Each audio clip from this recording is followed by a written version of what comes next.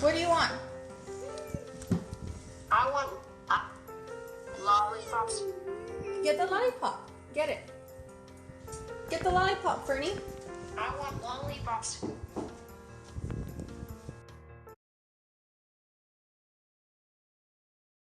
He was talking, he used to talk, and he had 10 words, and all of a sudden he just stopped after he had his vaccines.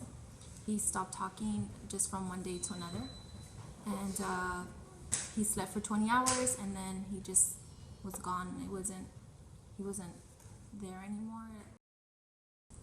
I didn't even know what autism was. As a matter of fact, after I found out, I had to Google it because I had no idea what autism was. I just knew something was wrong with him. But like I said, he used to talk, and he used to clap, and he used to point with his little finger. He used to eat with a fork and a spoon. Right after the vaccines, he completely stopped. He didn't look at us anymore. He started just being very isolated, and we knew something was wrong, and I kept, saying something's wrong, and my husband kept saying, oh, he's a boy, he's fine, he'll be okay. And then I took him to the doctor. The doctors, kind of dismissed what I said after the vaccines, what had happened, and they just said, you know what, you just contact the regional center. And I didn't even know what the regional center was. They just gave me the phone number, and I didn't even know why she gave me the phone number. She didn't even explain to me why was she giving me that phone number, so I just happened to call, and then they said sure. They took him in, they looked him over, they gave him therapy for like a couple months, and then when he was, I want to say 2.5, is when they diagnosed him. Yes. I want you.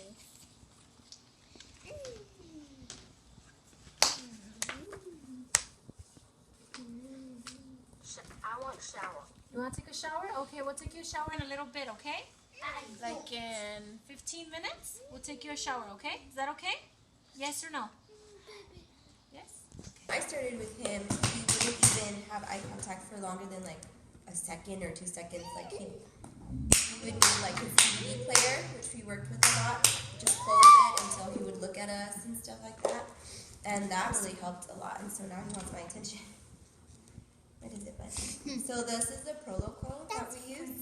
So this is his form of communication.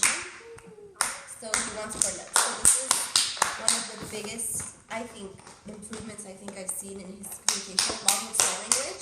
He's talking some sign. Here you go, bud. So he's doing really good with that. And you notice he'll start clapping. But when we started with him, he had constant stims. So he had a lot of flapping, a lot of pica. When he started, he had a lot of pica. Him even withholding his attention around here, sitting down, was a challenge. And now it's just gone, like, he's great. He's a normal kind of kid in that way, a typical kid where he can get bored, but he's hanging around with mom right now. And we do our walking programs so that he starts knowing when to stop before crossing the street, so he gains some more independence. And then also with a lot of self-help programs, with washing his hands on his own, drying his hands on his own. Mom helped a lot with the whole potty training again because he did regress. And now that he's doing that, he's able to go to the bathroom on his own better, put on his pants, put on his shirt, button. He has really low motor skills, so his strength in his fingers and toes are almost none. So it takes a lot for him to even zip or flip things within his fingers. 6.5 and Oh. No, licking your feet. Up, up, up. Go, go, go. That's pretty much how I found out, and then from there, I kind of took the approach of just hands-on and trying to find out as much information as I possibly could, and what therapies were out there. And at this time, there was therapies out there, but there wasn't as much. So all they would tell you, applied behavioral analysis, which is ABA, was the only thing that was out there. There's so much now, but the only thing that they pretty much offer right now is that. And trying to get him help was very, very tough, going through the schools, and the schools were very, not very helpful, and you really had to fight for everything. It wasn't anything where anybody told you, this is the route you take, and this is what happens when you have a child with autism. You go through these steps, and wasn't anything like that. I pretty much found out everything on my own because it was, I guess, very difficult because he was my first and I didn't have a child that I could compare him to and say, oh, you know, he's meeting his milestone, this is normal, or because he's my first child, so I really didn't know on what would be different or not. With my daughter, kind of the same thing happened. I kind of just, you know, I said I was going to wait till she turned 2 just in case she, you know, had the same reaction to this vaccine. My son had the vaccine around 1 year old, and I gave it to my daughter around she was 2 years old, and the same thing happened to her.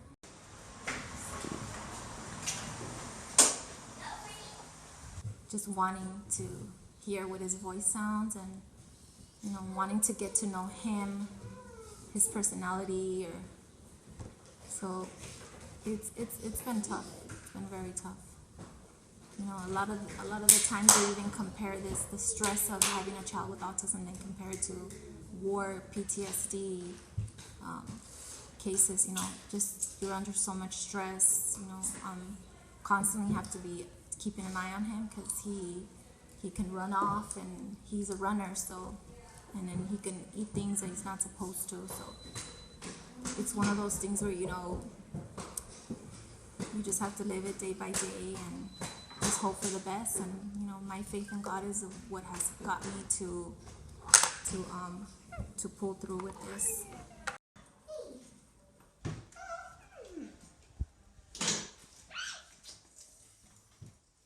Another thing that I've seen a lot of improvement on is his tacting skills. So that's basically putting a name to objects around the house, even with his listener response. Go to the kitchen, the living room, get ready to put your shoes on, we're going outside. He's very receptive now. So it does surprising that Monica was saying that he wasn't at all at first, and schools were like denying him because of that.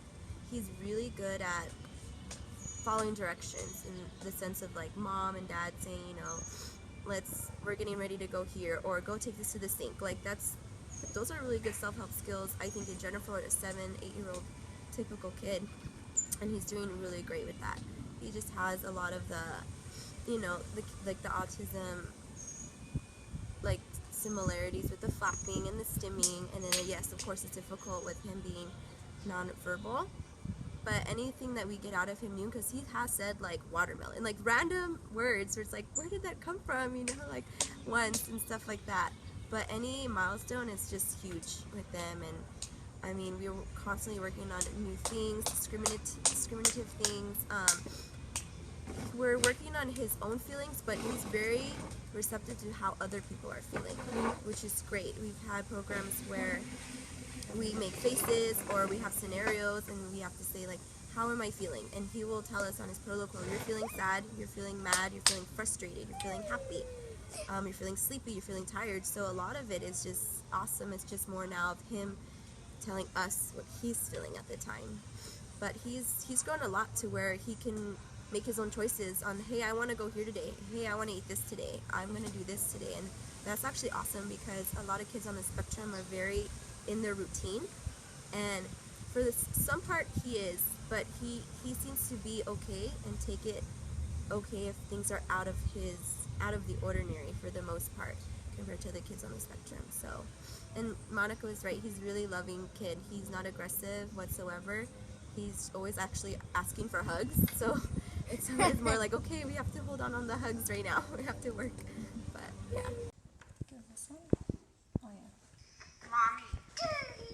Mommy. Good job, Fernando. Yeah, she said daddy, and you can hear it good. Mommy. Good job, Fernando. He said it in 2 languages. That's so cute. Yeah. I see Fernando. I actually see him talking. I'm really hopeful, and I have a lot of faith in God, and I know that he will talk. And I know it will come. I mean, he used to talk before, like I had mentioned, when he was little. He had 10 words. So I know that capability is there. What do you want, Fernando? I want gummy. Okay. Gummy. Here you go, buddy. Give me. Say gummy.